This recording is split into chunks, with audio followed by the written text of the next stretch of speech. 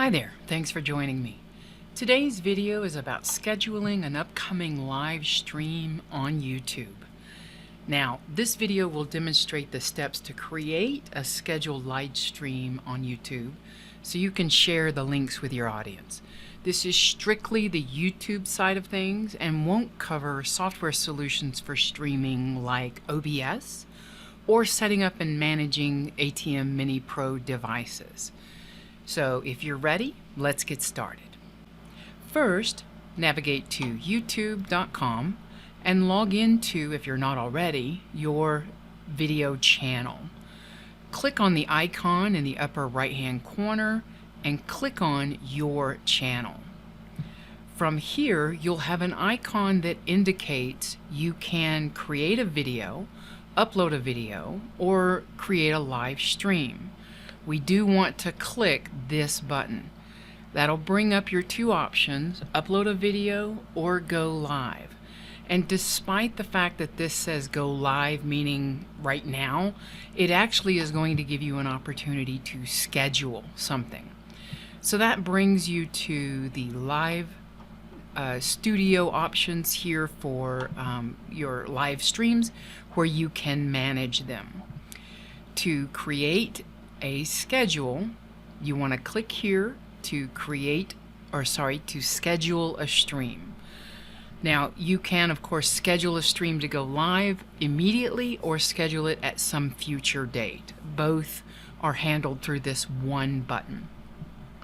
Now, if you've set up a stream before, you'll be able to reuse those prior settings. If you haven't, you can create a new one. This actually won't be an option. You will have to create a new one. Now, to create a new one, you'll click here and you'll complete the title. Do change how it should be published. Now, if, for example, you're selling an online course or a cooking show or something of that nature, you will want to do unlisted, and you'll want to share your link with them privately. By being unlisted, YouTube won't display it as available to the general public. They will need to know the link in order to view it. If you set it to private, they will need to be logged in, and you will need to share the link to that person. You'll need basically to invite them. So if you want it public, it goes here. If you want it link only, it goes here.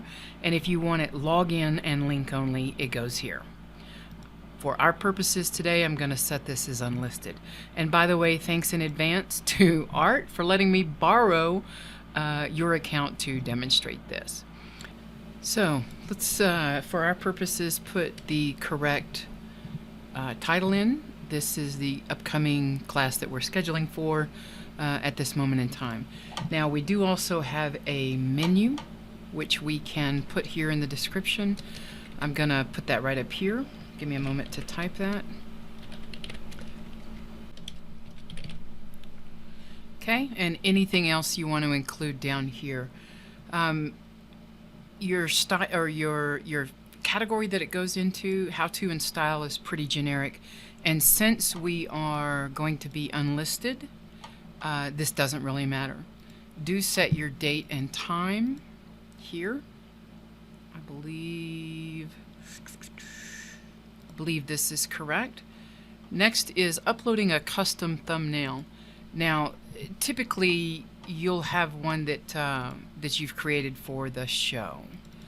I have one right here. Let me just go get that.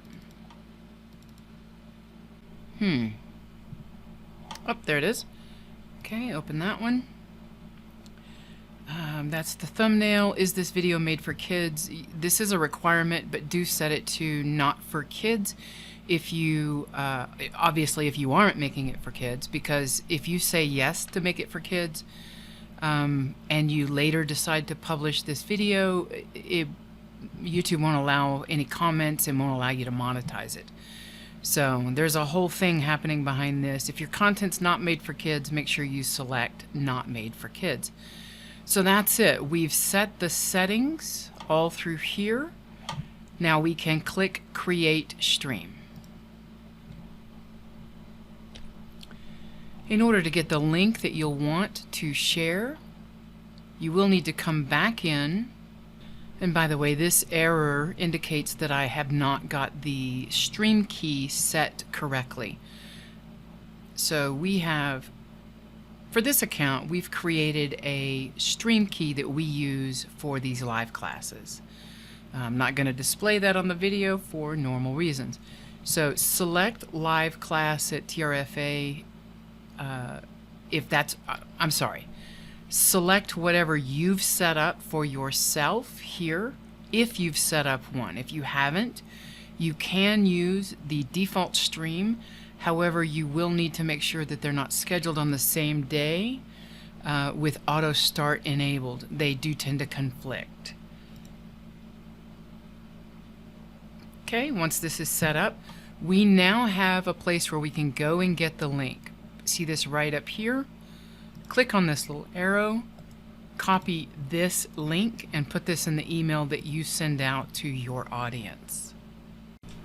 You'll see that it is the thumbnail that we set, scheduled at the date and time we set.